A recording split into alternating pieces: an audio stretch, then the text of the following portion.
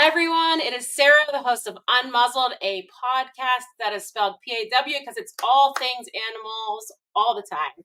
I am so honored to have my guest here today, Peter from my dog. Dog is my co-pilot. Sorry, I'm going to restart that. Hi, everyone. It's Sarah. Welcome to Unmuzzled, a podcast. We spell that P-A-W-D because it's all things animals. Coming up, I have Peter from Dog is My Co-Pilot. Everybody's heard of them. If you have not, you're not following the right pages. The work that they do is just incredible. I cannot wait to hear some of these stories. Presenting sponsors, you're up first. Canine Cruise is the place to take your pet. They offer dog and cat boarding, dog daycare, pet retail, and mindful day school. With over 12,000 square feet of indoor space and a huge yard, they are the one-stop shop for professional pet care in Chicago. Bark Pouch makes 5 mess-free lickable treat recipes in 2 sizes for a delightful time with your dog or dogs. Their grab-and-go pouches make warm weather fun and easy breezy. Whether you're traveling, enjoying a long walk, patio season, or family and friend gatherings, Bark Pouch's irresistible, all human-grade treats let you focus on what matters most: time with your dog or dogs and loved ones. Kiki's Corner Natural Pet Foods in downtown Winfield, just a block south of CDH Hospital and the railroad tracks. Kiki's has all your food and health aid needs for dogs and cats. Kiki's Corner for a healthy, happy pet. Thank you, sponsors. I really appreciate it. I'm bringing Peter right in because I'm so excited and I have a million things to ask him and a million questions. But Peter, before we get to anything, I mean, I've known about you for a while because I'm in the rescue community and I see all of these things going on. But most recently, my Foundation for Animals with Cancer was involved because I don't know if you personally did, but somebody in your program transported a Chihuahua that was living outside all the time to a rescue here in Illinois that we work with called Wags to Wishes. And Duncan has cancer, so my foundation comes into play because we are paying for his chemo treatment. So I'm going to cry, but it's just amazing because obviously because of you, he made it here from Texas, where a lot of these animals, unfortunately, they can't find rescue and everything's overcrowded. And in Illinois, we have a lot of great rescues that love these little Chihuahuas, even the medical messes. And with the help of Live Like Rue Foundation and us paying the chemo bills, it's just an amazing story of teamwork and all of these people coming together. So I wanted to first thank you for that. Oh, well, we're just a small part of that. And really, the true hero, I'm in transport. The true heroes are the people who are on the receiving end, but especially the sending end, because the sending groups they're dealing with terrible situation where they're overrun, overcrowded, underfunded, helped at the shelters. And I really hesitate to even call them shelters because why would a shelter euthanize an animal? So as part of our DNA, we only fly from the kill to the non-kill. If a dog is already in a non-kill shelter, they don't need our help. They can just stay there until they're adopted out. It's the ones that are at risk, and these are otherwise perfectly healthy and adoptable animals, tens of millions, literally, in this country, and people overlook them. I mean, not everybody, but too many people overlook them for the designer dogs that are coming out of the breeders who, they're really not the source of the problem, because for every animal that's in a shelter, there's a human responsible. So that's the person who's really responsible. And there are a whole lot of excuses why they have to get rid of their dog. Not one of them would ever fly with me. I mean, a double entendre. I wouldn't accept any excuse like that. I have 2 dogs. They're both rescues, and I've had a series of rescues now for the last more than dozen years now, ever since I started the organization. And I really found out what was going on out there, because as a lot of people, I mean, I had no clue. I was living in my nice little world in Jackson Hole, Wyoming, a knee surgeon for the U.S. ski team. Life was just grand. And then suddenly my wife passed away, and my whole world was shattered. I mean, if, for anyone who's been through it, you get it. If you haven't been through it, you can't say the right thing. Don't worry about it. And people grieve in different ways. And I kind of shut myself down for a couple months. And a friend of mine reached out and said, look, you need to get your ass out there. She didn't say it like that, but you need to get out there and start living again. So I always thought I'd do something with aviation. And while I was practicing, I was still doing flights with a program called Pilots and Paws. And that's a nationwide. But I was really disillusioned with that organization because they'll use 3 or 4 pilots flying each different leg for 1 or 2 animals. And that's a lot of money and effort being transported for 2 animals. And the cost per transport is like through the roof. For those animals, it was a game changer. But if you're serious about saving animals and saving a lot, that's not the way to do it. And what really stopped my participation in that is that I flew some dogs that were going to be used by the receiving group for breeding purposes. And I'm going, that is not going to work. So I was living in Jackson. They asked me if I would start flying animals from San Francisco to Jackson. So I flew out to San Francisco and I met with Marty Watts, who's the head of the San Francisco SPCA. If you go by, say hello. It's a beautiful facility. They do a great job. It's non-kill. And it looks like a Hilton hotel for dogs and cats. And she said, there's somebody I really would like you to meet. And it was Sharon Lohman down in Merced, California, in the Central Valley. And so I flew down the next day. I met Sharon, and I'll never forget it. It changed my life. It was on the 4th of September of 2012. And so she walked me through the local municipal facility, and they were euthanizing 94% of all the animals that came through the door. Only 6% nose in, nose out. So she has an organization called New Beginnings. And my jaw just dropped. I mean, when I saw what was going on. So she's desperate to save these animals, put them in a van, drive 20 or 30 of them up to Portland, Seattle, Missoula, Boise, Salt Lake, Denver. I mean, all over the place. I said, and these are like 16-hour trips. And you don't stop every 3 hours and let these dogs out to pee. Once they're in the crate, they're in the crate.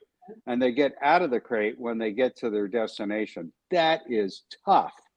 And so I said, Sharon, I can knock these flights off in about 4 or 5 hours. And I was flying a small aircraft at the time, but I could squeeze 20 crates in there.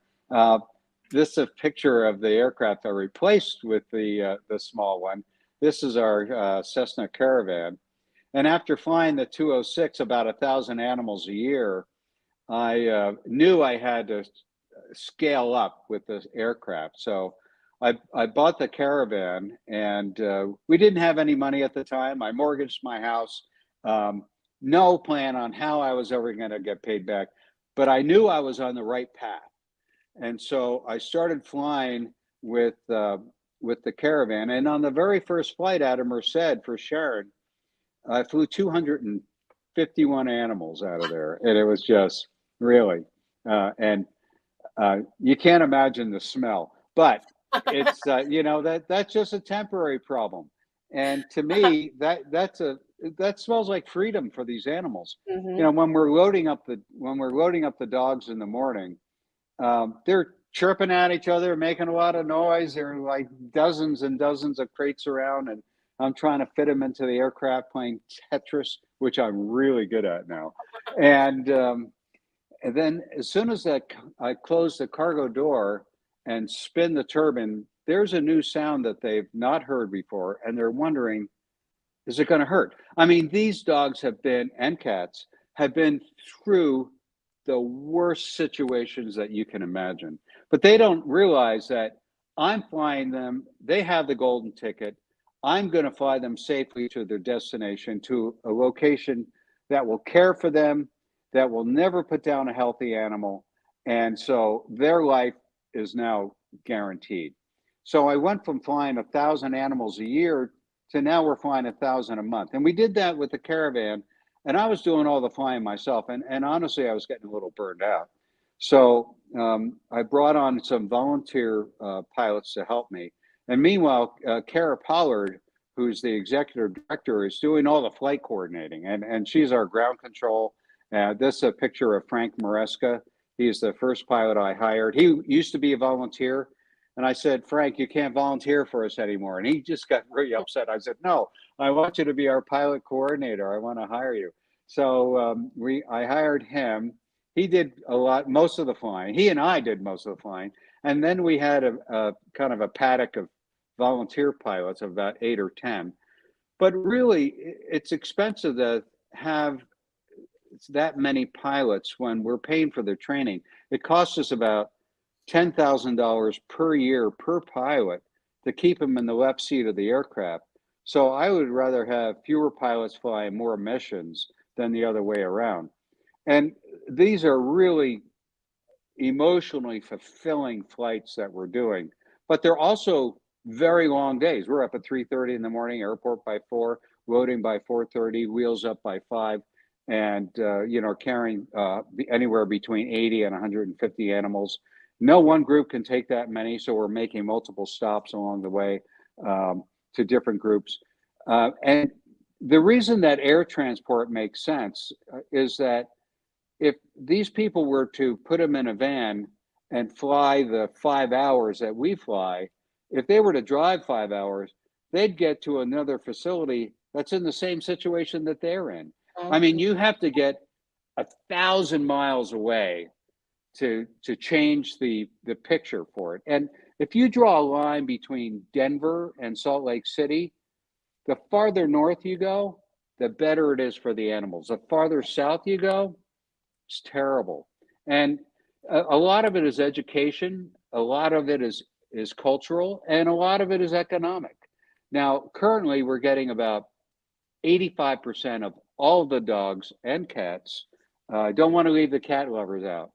Dogs and cats, but cat is my co-pilot, just didn't have the same ring for me. So we're getting sourcing about 85% of all our animals out of Texas. It's a huge state. It's it's not the most wealthy state. The weather is great, so the dogs and cats are running around outside all the time, and they don't have the money to spay and neuter, or they don't know that it's important, or culturally they like to keep the animals intact. All of those are contributing to the problem. And really, the answer is not moving dogs from the kill to the non-kill. It's the spay and neuter, and spay and neuter, and spay and neuter, and spay and neuter. I mean, that is really the key. That's the education. And that is where the money should be going, really. But until we can get a leg up on that, another canine reference, we have to move the animals out to safety, because otherwise, every Friday it's a bloodbath.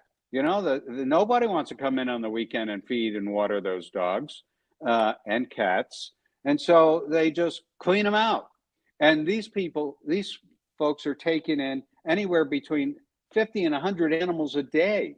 They may have up to 1,000 animals in their facility, and it's a. Can I curse on this podcast? Yeah. It's a shit show. I mean, it's just awful. And I'm going, all right, I'm going to do my part. There are a lot of people doing their part, but so many people aren't doing their part. I mean, they're just sitting on the sidelines, and it may be more for ignorance or anything else, or if they say, well, these folks are doing it, and they just seem to be doing a good job or whatever. But really, there are 4 things that people can do if they want to be part of the solution. And if you're not part of the solution, then you're part of the problem. All right, so it's as simple as that. It's binary, not a popular phrase these days in the woke environment, but it's you can. either adopt a dog or adopt two. I have two. They keep each other company. They play, it's great. Um, if you can't adopt, then you can foster a dog. Get the dog ready to be adopted. Teach him how to walk on the leash, how he's not always tugging. If they have food issues, work through that, greeting other dogs and be more social. If you can't do that, then go by the shelter and volunteer. Sweep out those kennels, change the water, walk the dogs, clean the blankets. And if you can't do that, then donate. And you say, well, I don't know what they're doing with the money. Then donate a bag of dog food or cat food, or some old blankets or some bowls they could use for water. Or money. Money goes along. Money works. All right, it goes a long way. And I'm not here pandering to your viewers to send dog as my co-pilot money. All right, we could use it. All right, every nonprofit involved in this could use it. But charity begins at home. So you need to go by your local shelter and ask them, what do you need? How can I help? Where can I contribute? That's how it all begins. And the spay and neuter thing, there are other groups that are working on that. So everybody go by their local shelter. And a lot of people say, oh, I can't go in. It makes me so sad seeing all those animals in the cages. I'm going, you are part of the problem, aren't you? All right. So, just stop it. Just stop it. All right. You'll get over the smell. You'll get over the dogs barking. You'll get over that. And, eventually, our secret is that we want them to fall in love with the dog and bring them home. I mean, the failed foster concept, but it's just to get the dogs out of there. And of course, again, going back to what I said earlier, there's a person who put the dog in there. Mm-hmm. Shame on you. Shame on you. All right. I mean, I had up to 4 dogs at one point. I have to tell you, that was a bit much. The 2 seemed to be just great. My partner, Margaret, she's always looking for dogs. This is a true story. We went out to lunch and went out to this little park on a point here on Flathead Lake. And we were driving back and we saw what looked like a big dog. And she said, oh, that dog, it needs a home. I'm going to put it in the car. It was a bear. So, and I'm going, that's not going to work. I mean, it sounds like, so anyway, that's Margaret for you. And it's the heart of gold anyway. So. Yeah, it's pretty incredible because you took this dark moment in your life with the loss of your wife and over 35,000 animals transported. When you hear that number, what do you think? Like, it's just remarkable. I remember the first time we had the great picture ceremony with me holding number 1,000. And then we had number 4,000. They said, oh, we want a picture of you with number 4,000. And I had flown that dog out, that load came out of Roswell and Hobbs, New Mexico. Mm-hmm. And so I flew them up to Salt Lake and I was on my way up to Boise and then up to Missoula and Spokane. It was a long day. But it was a good day. And so they pulled this little dog out and it's a little sheepdog named Tortilla. And she sat on and this dog was 7 years old, was a fully trained service dog. The person that she worked with had died and the family just dumped her at the pound. And fortunately, the groups in Salt Lake tagged her for transport. They brought her out. She sat on my feet. She looked up at me. I said, baby, you're coming home with me. Aww. I said, but I'm not going to call you Tortilla. I'll call you Tia, which would be okay. So I had her for about 5 years, and boy, was she smart. And she ruled the roost here with the other boys. I mean, it was impressive. I miss her every day. Yeah, I'm sure. I know this is going to be a hard question, but do you have a favorite story or like a favorite, flight? I have lost my audio. Okay. Okay, go ahead. Got me? So I know this is going to be hard, but do you have a favorite story of, a transport that you did or a dog or a cat that you were able to follow and kind of see everything through and see, The dog Well, won't. that would take too long. But I will tell you a story that was probably more embarrassing than anything else. It was when I was flying the smaller aircraft, and I picked up some dogs down in El Paso, Texas, and I stopped in Kanab, where Best Friends is located, and I was dropping off a bunch of cats, and I still had a load of dogs on board. And keep in mind that when the dogs are in a crate, when we fly back south, we stop at these airports and pick up the crates that have been cleaned and disassembled, and because you can't put a stamp on them and send them back, and there's otherwise no way to get the crates back to the senders. So these crates get used, they start breaking down, and the front of the crate starts breaking off. And so I stopped in Kanab. I offloaded the cats, and one of the dogs got out, and this little bastard was fast, and so I'm chasing him around the Kanab airport. It must have been 95 degrees. Now I've got dogs sitting in the airplane with the doors open, and there's no AC in there, so they're heating up. And for 45 minutes, I'm chasing this thing, and I'm thinking, well, I can't not catch him because, well, what do I say? Dog is my co-pilot. Well, get your dogs most of the way. I mean, I was committed. I mean, I had to do it. And I was looking at this woman, and I said, I could use some help here. She says, I'm here for the cats. Maybe she didn't sneer like that, but that's how I heard it.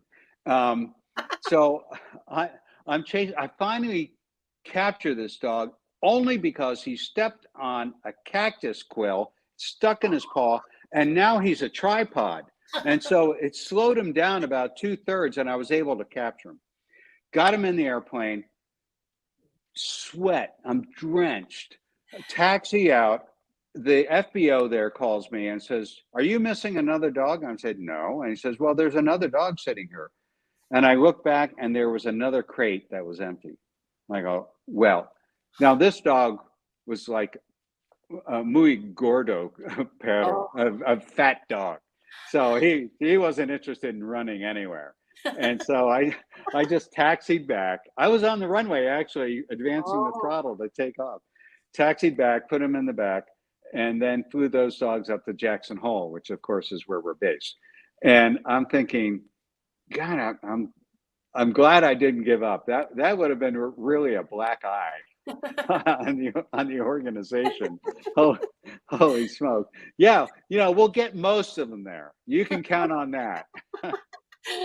I mean, that's a real thing though, because you really have to make sure those crates are secure, because it's not like I assume you don't have a co-pilot, right, with you, minus the No. animals in the back. Yeah. So like they've got to stay in there. Most guys will use the animal as an excuse to go fly their airplane. That's okay. Just don't say you're in it for saving animals. Now, right. Our cost per animal per transport is around $55 per animal. And so we keep our margins really small. Yeah, just talk to my employees. I pay them like shit. I said, look, you're here doing a good thing. We're not here to make any money. I said, I'll tell you what, I'll pay you 3 times what I pay myself, which of course is zero. Yeah. And as a matter of fact, when I first started this, it was costing me tens of thousands of dollars to get this thing off the ground. But I knew it was the right thing to do. And I knew that somehow it would turn around. And for years we struggled, wondering how Peter was going to pay the credit card bill at the end of the month. And then Petco Love came along. They gave us a very generous grant. That really helped. And then CBS Sunday Morning did a piece on me. And honestly, it really put us on the map. And so it helped us get the word out about. But it also helped get the word out about the problem. So that's where we are now. We're just past 35,000. We had the first caravan, bought a second caravan because we just couldn't keep up with the requests. And that caravan was sitting on the ramp in Dallas. A tornado comes through, flips Yep. it upside down, and destroys it. And meanwhile, we've made commitments, and I make a commitment. I'm going to show up, and to all these groups, and now we're down one airplane. So I said we got to buy another airplane right away, and because we figure the insurance company, you saw pictures of that thing. It's a pretzel. I Yeah. mean, it was just completely trashed. I said they're gonna total that thing. We'll get the money. We'll buy another airplane. So I went out, started looking for a plane right away. Today, I finally closed on it, Oh, good. and yesterday they said, "Oh, we're not going to total your airplane. We're going to repair it." And I'm going, "Oh, okay. Now, where's that money coming from?" Yeah, right. Oh boy, that's a lot. I'll tell you though, it kind of forced my hand because I always thought my vision for the organization was always to scale up to 3 caravans, have at least 3 full-time pilots and some volunteer pilots backfilling the missions that we can do. So now we have our 3rd airplane. We have the 2nd aircraft is in the shop being repaired, and the first one is flying its ass off. I mean, Good. Yeah, it's you're quite flying busy. every single day, and we can't keep up. I love it. So Awesome. So for people, like you said, you guys heard, I mean, money for nonprofits, money is always key to keeping things running, to helping people. So other ways, Peter, to help, I assume, are on your website, but donations go such a long way. And again, tax deductible, nonprofit. You guys have heard me talk about Live Like Roo Foundation all the time. So please, if you can support in that way, literally, Peter, and I know you're going to be humble and say, you're just the liaison, but he is making these things happen where, again, in Illinois, normally, this shelter couldn't pull from Texas because they don't have transport from there. He makes that happen. And in this shelter crisis that we're in currently, those connections are so important. So, if this touches your heart, please go to the website. I'll post it again here. It'll also be in the bio of the podcast, dogcopilot.org. You see that .org, it's a charity, it's a 501c3, and you can donate. So please check out the website. But anything else, Peter, that you wanted to say or share with the listeners? you know what? You run a terrific program.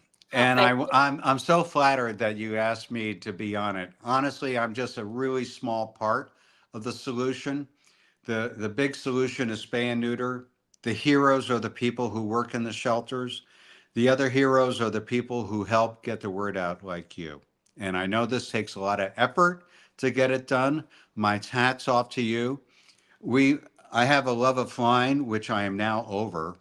Because, I've got like over 50 years of flying and over 10,000 hours in an airplane. That's awesome. And so our organization is looking for pilots, but we're not looking for people who are looking to build time so they can go with an airline.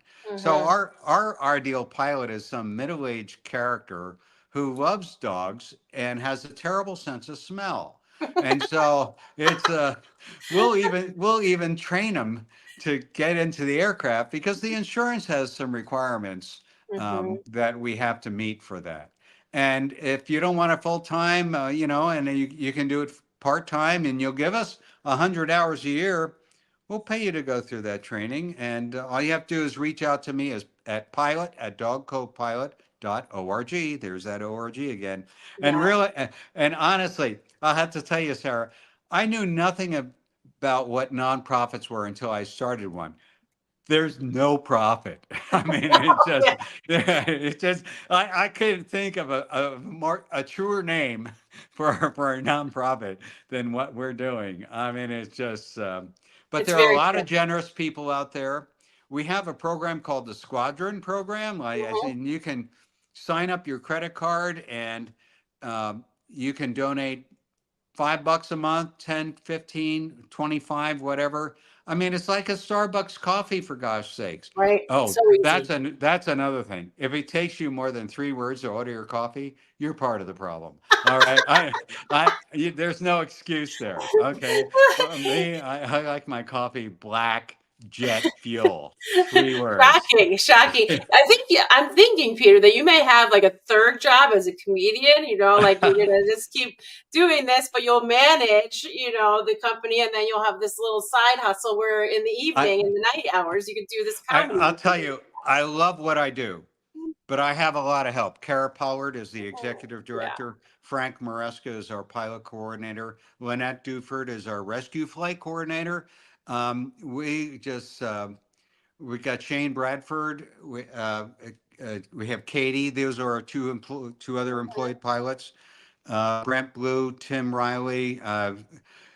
The list goes on and on. Forgive me for not mentioning your name, but we just started with me, and we're scaling up. And now, once we get that third aircraft back from the repair shop, we'll probably put it on the East Coast somewhere.